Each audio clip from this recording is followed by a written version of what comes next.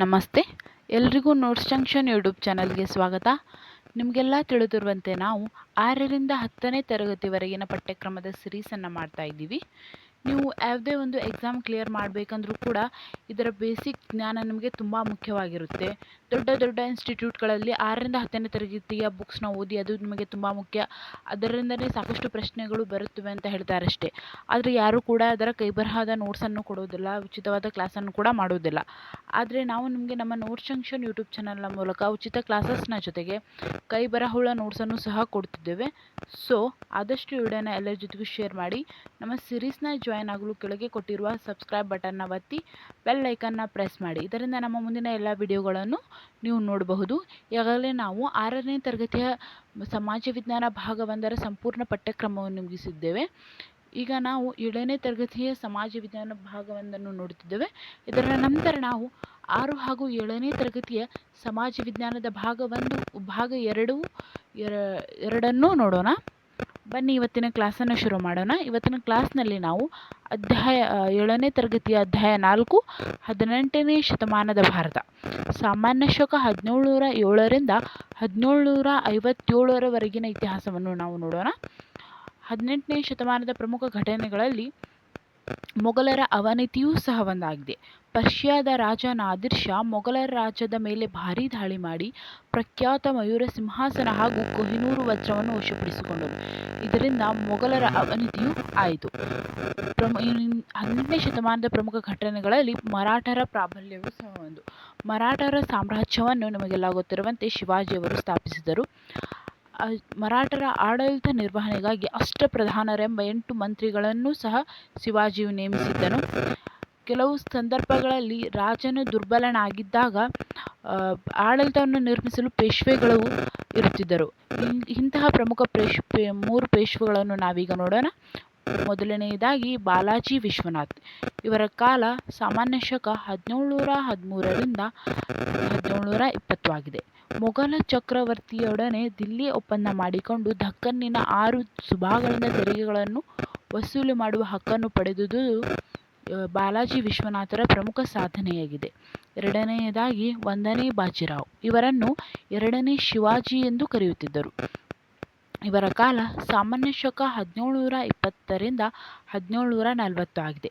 ಇವರ ಪ್ರಮುಖ ಸಾಧನೆ ಏನೆಂದರೆ ಸೇನಾ ಸಮೇತವಾಗಿ ಉತ್ತರ ಭಾರತಕ್ಕೆ ಮುನ್ನಡೆದು ದಿಲ್ಲಿಯ ಮೇಲೆರಗಿದ್ದು ಇವರ ಪ್ರಮುಖ ಸಾಧನೆಯಾಗಿದೆ. ಈಗ ನಾವು 3ನೇದಾಗಿ ಬಾಲಾಜಿ ಬಾಜಿರಾವರ ಕುರಿತು ನೋಡೋಣ. ಇವರ ಕಾಲ ಸಾಮಾನ್ಯ ಶಕ 1740ರಿಂದ 1761 ಆಗಿದೆ.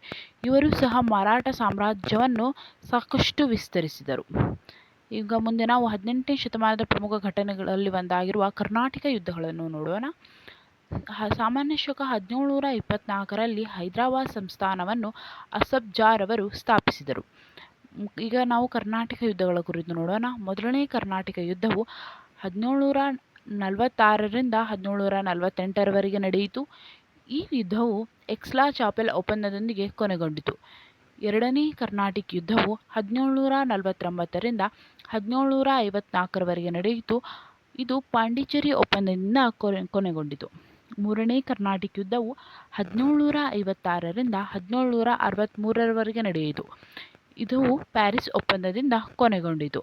ಈಗ ನಾವು ಮೊದಲನೇ ಕರ್ನಾಟಕ ಯುದ್ಧವನ್ನು ಡೀಟೇಲ್ ಆಗಿ ನೋಡೋಣ. ಡ್ಯೂಪ್ಲೆಯ ಕೋರಿಕೆಯ ಮೇರೆಗೆ ಲಾಬೋರ್ಡಿನಾ ಎಂಬ ಫ್ರೆಂಚ್ ಅಧಿಕಾರಿ ಮಾರಿಷ್ನಿಂದ ಬಂದು ಬ್ರಿಟಿಷರಿಂದ ಮದ್ರಾಸನ್ನು ವಶಪಡಿಸಿಕೊಂಡನು. ಅಸಹಾಯಕರಾದ ಬ್ರಿಟಿಷರು ಕರ್ನಾಟಕ ನವಾಬನಾದ ಅನ್ವರುದ್ದೀನನ ಸಹಾಯ ಕೇಳಿದರು. ಮದ್ರಾಸ್ನಿಂದ ಫ್ರೆಂಚರನ್ನು ಹೊರಗಟ್ಟಲು ಅನ್ವರುದ್ದೀನನು ಕಳುಹಿಸಿಕೊಟ್ಟ ಸೇನೆಯು ಸೋತಿತು. ಕೊನೆಗೆ ಲಾಬೋರ್ಡಿನನು ಡ್ಯೂಪ್ಲೆಗೆ ತಿಳಿಸದೆ ಬ್ರಿಟಿಷರಿಂದ ಹಣ ಪಡೆದು ಮದ್ರಾಸನ್ನು ಬಿಟ್ಟುಕೊಟ್ಟನು. ಮಾರಿಷ್ಗೆ ಹೊರಟು ಹೋದನು. ಇದರಿಂದ ಕೋಪಗೊಂಡ ಡ್ಯೂಪ್ಲೆಯು ಮದ್ರಾಸನ್ನು ಮತ್ತೆ ಪಡೆಯುವ ವಿಫಲ ಪ್ರಯತ್ನವನ್ನು ನಡೆಸಿದನು. ಅಂತಿಮವಾಗಿ ಈ ಯುದ್ಧವು ಯುರೋಪಿನಲ್ಲಿ ಫ್ರಾನ್ಸ್ ಮತ್ತು ಇಂಗ್ಲೆಂಡಿನಲ್ಲಿ ನಡುವೆ ನಡೆದ ಎಕ್ಸ್ಲಾ ಚಾಪೆಲ್ ಒಪ್ಪಂದದೊಂದಿಗೆ ಮುಕ್ತಾಯಗೊಂಡಿತು. ಹೈದರಾಬಾದ್ ಸಂಸ್ಥಾನದ ನಿಜಾಮನಾದ ಅಸಫ್ ಜಾ 1748ರಲ್ಲಿ ಮರಣ ಹೊಂದಿದನು. ಸಿಂಹಾಸನಕ್ಕಾಗಿ ಅವನ ಮಗನಾದ ನಾಸಿರ್ ಜಂಗ್ ಮತ್ತು ಅವನ ಮಗಳ ಮಗನಾದ ಮುಜಾಫರ್ ಜಂಗ್ ನಡುವೆ ಕಲಹ ಆರಂಭವಾಯಿತು. ಅತ್ತ ಕರ್ನಾಟಕದಲ್ಲಿ ಚಂದಾ ಸಾಹೇಬ್ ಮತ್ತು ಅನ್ವರುದ್ದೀನನ ನಡುವೆ ಸಿಂಹಾಸನಕ್ಕಾಗಿ ಕಿತ್ತಾಟ ಆರಂಭವಾಯಿತು. ಆಗ ಫ್ರೆಂಚರು ಹೈದರಾಬಾದಿನಲ್ಲಿ ಮುಜಾಫರ್ ಜಂಗನಿಗೂ ಕರ್ನಾಟಕದಲ್ಲಿ ಚಂದಾ ಸಾಹೇಬನಿಗೂ ಬೆಂಬಲ ನೀಡಿದರು. ಇದಕ್ಕೆ ಪ್ರತಿಯಾಗಿ ಬ್ರಿಟಿಷರೂ ಸಹ ನಾಸಿರ್ ಜಂಗ್ ಮತ್ತು ಅನ್ವರುದ್ದೀನ್ಗೆ ಬೆಂಬಲವನ್ನು ನೀಡಿದರು. ಮುಂದೆ 1749ರಲ್ಲಿ ಚಂದಾ ಸಾಹೇಬ್, ಮುಜಾಫರ್ ಜಂಗ್ ಮತ್ತು ಫ್ರೆಂಚರ ಪಡೆಗಳು ಒಂದಾಗಿ ಅನ್ವರುದ್ದೀನನನ್ನು ಅಂಬೂರ ಕದನದಲ್ಲಿ ಕೊಂದರು. ಪರಿಣಾಮವಾಗಿ ಚಂದಾ ಸಾಹೇಬ್ ಕರ್ನಾಟಕದ ನವಾಬನಾದನು. ಅನ್ವರುದ್ದೀನನ ಮಗನಾದ ಮಹಮ್ಮದ್ ಅಲಿಯು ಬ್ರಿಟಿಷರ ನೆರವಿನಿಂದ ತಿರುಚನಾಪಲ್ಲಿಯಲ್ಲಿ ನೆಲೆ ನಿಂತನು. ಅತ್ತ ಹೈದರಾಬಾದಿನಲ್ಲಿ ಮುಜಾಫರ್ ಜಂಗನು ಚಂದಾ ಸಾಹೇಬ್ ಮತ್ತು ಫ್ರೆಂಚರ ಸಹಾಯದಿಂದ ನಾಸಿರ್ ಜಂಗನನ್ನು ಕೊಂದು ನಿಜಾಮನಾದರೂ ಸ್ವಲ್ಪ ದಿನಗಳಲ್ಲಿಯೇ ಹತ್ಯೆಗೀಡಾದನು. ಅವನ ಸ್ಥಾನಕ್ಕೆ ಫ್ರೆಂಚರು ಅಸಫ್ ಜಾನ ಇನ್ನೊಬ್ಬ ಮಗನಾದ ಸಲಾಬತ್ ಜಂಗನನ್ನು ನಿಜಾಮನನ್ನಾಗಿ ಮಾಡಿದರು. ಅಂಬೂರ್ ಕದನವು 1749ರಲ್ಲಿ ನಡೆಯಿತು. ಈಗ ನಾವು ಎರಡನೇ ಕರ್ನಾಟಕ ಯುದ್ಧದ ಕುರಿತು ನೋಡೋಣ. ಬದಲಾದ ಸನ್ನಿವೇಶದಲ್ಲಿ ಫ್ರೆಂಚರು ಅಸಫ್ ಜಾನ ಮತ್ತೊಬ್ಬ ಮಗನಾದ ಸಲಾಬತ್ ಜಂಗನನ್ನು ಹೈದರಾಬಾದಿನ ನಿಜಾಮನನ್ನಾಗಿ ಮಾಡಿದರು. ಅವನ ರಕ್ಷಣೆಗಾಗಿ ಫ್ರೆಂಚರು ತಮ್ಮ ಸೈನ್ಯವನ್ನೂ ಸಹಿತ ಬುಸ್ಸಿ ಎಂಬ ಅಧಿಕಾರಿಯನ್ನೂ ಸಹ ನೇಮಿಸಿದ್ದರು. ಮತ್ತೊಂದು ಕಡೆ ಫ್ರೆಂಚರ ಬೆಂಬಲದಿಂದ ಚಂದಾ ಸಾಹೇಬನು ಕರ್ನಾಟಕನ ನವಾಬನಾಗಿದ್ದನು. ಆದರೆ ಇಂಗ್ಲಿಷ್ ಈಸ್ಟ್ ಇಂಡಿಯಾ ಕಂಪನಿಯ ಅಧಿಕಾರಿ ರಾಬರ್ಟ್ ಕ್ಲೈವನು ಕರ್ನಾಟಕದ ರಾಜಧಾನಿ ಆರ್ಕಾಟಿನ ಮೇಲೆ ದಾಳಿ ಮಾಡಿ ಫ್ರೆಂಚರು ಮತ್ತು ಚಂದಾ ಸಾಹೇಬನನ್ನು ಸೋಲಿಸಿದನು. ಅಂತಿಮವಾಗಿ ಈ ಯುದ್ಧದಲ್ಲಿ ಚಂದಾ ಸಾಹೇಬನನ್ನು ಬಂಧಿಸಿ ಹತ್ಯೆ ಮಾಡಲಾಯಿತು. ಅವನ ಸ್ಥಾನಕ್ಕೆ ಬ್ರಿಟಿಷರು ಅನ್ವರುದ್ದೀನನ ಮಗನಾದ ಮಹಮ್ಮದ್ ಅಲಿಯನ್ನು ನವಾಬನನ್ನಾಗಿ ನೇಮಕ ಮಾಡಿದರು. ಕೊನೆಗೆ ಎರಡನೇ ಕರ್ನಾಟಕ ಯುದ್ಧವು ಪಾಂಡಿಚೇರಿ ಒಪ್ಪಂದದೊಂದಿಗೆ ಮುಕ್ತಾಯವಾಯಿತು. ಫ್ರೆಂಚರು ಡೂಪ್ಲೆಯನ್ನು ಹಿಂದಕ್ಕೆ ಕರೆಸಿಕೊಂಡರು. ಈ ಯುದ್ಧವು ಫ್ರೆಂಚರಿಗೆ ರಾಜಕೀಯ ಹಿನ್ನಡೆಯನ್ನೂ ಬ್ರಿಟಿಷರಿಗೆ ಪ್ರತಿಷ್ಠೆಯನ್ನೂ ತಂದುಕೊಟ್ಟಿತು. ಈಗ ನಾವು ಮೂರನೇ ಕರ್ನಾಟಕ ಯುದ್ಧದ ಕುರಿತು ನೋಡೋಣ.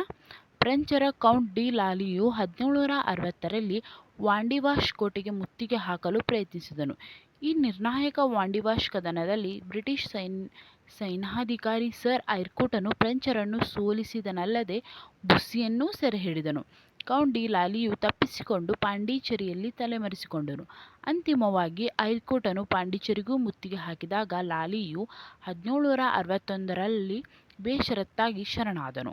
ಕರ್ನಾಟಕ ಯುದ್ಧಗಳ ಪರಿಣಾಮವಾಗಿ ಫ್ರೆಂಚರು ಭಾರತದಲ್ಲಿ ತಮ್ಮ ಎಲ್ಲಾ ನೆಲೆಗಳನ್ನು ಕಳೆದುಕೊಂಡರು. ಆದರೂ 1763ರಲ್ಲಿ ನಡೆದ ಪ್ಯಾರಿಸ್ ಒಪ್ಪಂದದಿಂದ ಫ್ರೆಂಚರಿಗೆ ಪಾಂಡಿಚೇರಿಯನ್ನು ಹಿಂತಿರುಗಿಸಲಾಯಿತು. ಈ ಬೆಳವಣಿಗೆಯೊಂದಿಗೆ ದಕ್ಷಿಣ ಭಾರತದಲ್ಲಿ ಫ್ರೆಂಚರು ಮೂಲೆ ಗುಂಪಾದರು. ಡೂಪ್ಲೆ ಕಟ್ಟಿದ ದೇಶೀ ಸೈನ್ಯದಿಂದಲೇ ಹೈದರಾಲಿಯು ಸಹ ತರಬೇತಿಯನ್ನು ಪಡೆದಿದ್ದನು. ಈಗ ನಾವು 18ನೇ ಶತಮಾನದ ಪ್ರಮುಖ ಘಟನೆಗಳಲ್ಲಿ ಒಂದಾಗಿರುವ ಭಾರತದಲ್ಲಿ ಬ್ರಿಟಿಷರ ಆಳ್ವಿಕೆಯನ್ನು ಕುರಿತು ನೋಡೋಣ. 1717ರಲ್ಲಿ ಫರುಖ್ ಬಂಗಾಳದಲ್ಲಿ ಮುಕ್ತ ವ್ಯಾಪಾರ ನಡೆಸಲು ಬ್ರಿಟಿಷರಿಗೆ ಅನುಮತಿಯನ್ನು ಸಹ ನೀಡಿದನು. ದಸ್ತಕ ಎಂದರೆ ಯಾವುದೇ ತೆರಿಗೆ ಇಲ್ಲದೆ ಸರಕುಗಳನ್ನು ಆಮದು ಮತ್ತು ರಫ್ತು ಮಾಡಲು ಹಾಗೂ ಸರಕುಗಳ ಸಾಗಾಣಿಕೆ ಮಾಡಲು ಬೇಕಾದ ಪರವಾನಗಿ ಪತ್ರವಾಗಿದೆ. ಇತಿಹಾಸದಲ್ಲಿ ಪ್ರಮುಖ ಘಟನೆಯಾಗಿರುವ ಅಥವಾ ಪ್ರಮುಖ ಕದನವಾಗಿರುವ ಪ್ಲಾಸಿ ಕದನದ ಕುರಿತು ನಾವೀಗ ನೋಡೋಣ. ಇದು 1757 ಜೂನ್ 23ರಂದು ನಡೆಯಿತು. ಬಂಗಾಳದ ನವಾಬ ಅಲಿವರ್ದಿ ಖಾನನು 1756ರಲ್ಲಿ ನಿಧನನಾದನು. ನಂತರ ಅವನ ಮೊಮ್ಮಗನಾದ ಸಿರಾಜ್ ಉದ್ ದೌಲನು ಅಧಿಕಾರಕ್ಕೆ ಬಂದನು. ನವಾಬನಾದ ಸಿರಾಜ್ ಉದ್ ದೌಲನು ಬ್ರಿಟಿಷರಿಗೂ 1757ರಲ್ಲಿ ನಡೆದ ಕದನವೇ ಪ್ಲಾಸಿ ಕದನವಾಗಿದೆ. ಈ ಕದನಕ್ಕೆ ಮುಖ್ಯ ಕಾರಣಗಳನ್ನು ನೋಡೋಣ. ಮೊದಲನೆಯದಾಗಿ ದಸ್ತಕಗಳ ದುರುಪಯೋಗ, ಎರಡನೆಯದಾಗಿ ಅನುಮತಿಯಿಲ್ಲದೆ ಬ್ರಿಟಿಷರು ಕೋಟೆಯನ್ನು ದುರಸ್ತಿ ಮಾಡಿದ್ದು, ಮೂರನೆಯದು ಕಪ್ಪುಕೋಣೆ ದುರಂತವಾಗಿದೆ. ಕಪ್ಪುಕೋಣೆ ದುರಂತವೆಂದರೆ ಸಿರಾಜ್ ಉದ್ ದೌಲನು ಪೋರ್ಟ್ ವಿಲಿಯಂ ಕೋಟೆಯನ್ನು ಸುಲಭವಾಗಿ ಗೆದ್ದು ಕೆಲವರನ್ನು ಸೆರೆ ಹಿಡಿದನು. ಸಿರಾಜನ ಆಕ್ರಮಣದಲ್ಲಿ ಸೆರೆ ಸಿಕ್ಕಿದ 146 ಬ್ರಿಟಿಷರನ್ನು ಚಿಕ್ಕ ಕೊಠಡಿಯೊಂದರಲ್ಲಿ ಬಂಧಿಸಿಟ್ಟನು. ಅವರಲ್ಲಿ 123 ಮಂದಿ ಉಸಿರುಗಟ್ಟಿ ಅಸುನೀಗಿದರು. ಇದನ್ನು ಕಪ್ಪುಕೋಣೆಯ ದುರಂತ ಎಂದು ಕರೆಯಲಾಗಿದೆ. ಈ ಸುದ್ದಿ ಕೇಳಿ ರಾಬರ್ಟ್ ಕ್ಲೈವ್ ಉಗ್ರಕೋಪದಲ್ಲಿ ಬಲಿಷ್ಠ ಸೈನ್ಯದೊಂದಿಗೆ ಬಂಗಾಳಕ್ಕೆ ಬಂದನು. ರಾಬರ್ಟ್ ಕ್ಲೈವ್ ಮೊದಲು ಬಂಗಾಳದ ವಿರೋಧಿಯಾದ ಮಾಣಿಕ್ ಚಂದ್, ಓಮಿ ಚಂದ್, ಜಗದೀಶ್ ಸೇಠ್ ಇವರು ಪ್ರಮುಖ ಬಂಗಾಳದ ಲೇವಾದೇವಿಗಾರರಾಗಿದ್ದರು.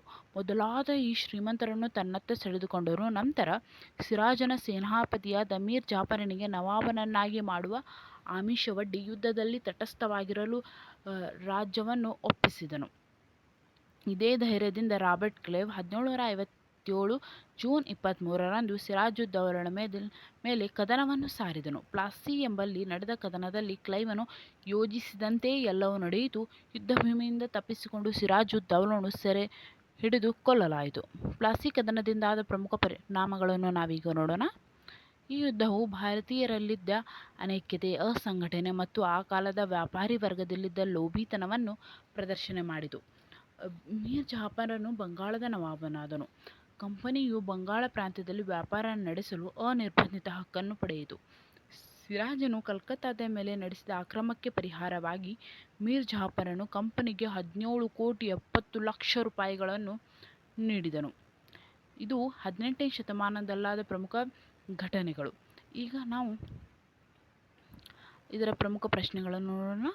ಮೊದಲನೇ ಪ್ರಶ್ನೆ, ಎರಡನೇ ಶಿವಾಜಿ ಎಂಬ ಕೀರ್ತಿಗೆ ಪಾತ್ರರಾದ ಪೇಶ್ವೆ ಯಾರು? 1ನೇ ಬಾಜಿರಾವ್ರಾಗಿದ್ದಾರೆ. ಎರಡನೇ ಪ್ರಶ್ನೆ, ಕರ್ನಾಟಕದ ರಾಜಧಾನಿ ಯಾವುದಾಗಿತ್ತು? ಅರ್ಕಾಟವು ಕರ್ನಾಟಕದ ರಾಜಧಾನಿಯಾಗಿತ್ತು. ಮೂರನೇ ಪ್ರಶ್ನೆ, ಪ್ಲಾಸಿ ಕದನವು ಎಷ್ಟರಲ್ಲಿ ನಡೆಯಿತು? ಸಾಮಾನ್ಯ ಶಕ 1757ರಲ್ಲಿ ನಡೆಯಿತು. ನಾಲ್ಕನೇ ಪ್ರಶ್ನೆ, ಮೂರನೇ ಪಾನಿಪತ್ ಕದನವು ಎಷ್ಟರಲ್ಲಿ ನಡೆಯಿತು? ಈ ಮೂರನೇ ಪಾನಿಪತ್ ಕದನವು ಸಾಮಾನ್ಯ ಶಕ 1761 ಜನವರಿ 14ರಂದು ನಡೆಯಿತು. ಇದಿಷ್ಟು ಈ ಪಾಠದ ಪ್ರಮುಖ ಅಂಶಗಳು ಹಾಗೂ ಪ್ರಶ್ನೋತ್ತರಗಳಾಗಿತ್ತು. ನಿಮ್ಮ ಪ್ರಸ್ತುತಿ ಇಷ್ಟವಾದರೆ ದಯವಿಟ್ಟು ನಮ್ಮ ವಿಡಿಯೋನ ಲೈಕ್ ಮಾಡಿ, ಶೇರ್ ಮಾಡಿ, ಸಬ್ಸ್ಕ್ರೈಬ್ ಮಾಡಿ. ಧನ್ಯವಾದಗಳು.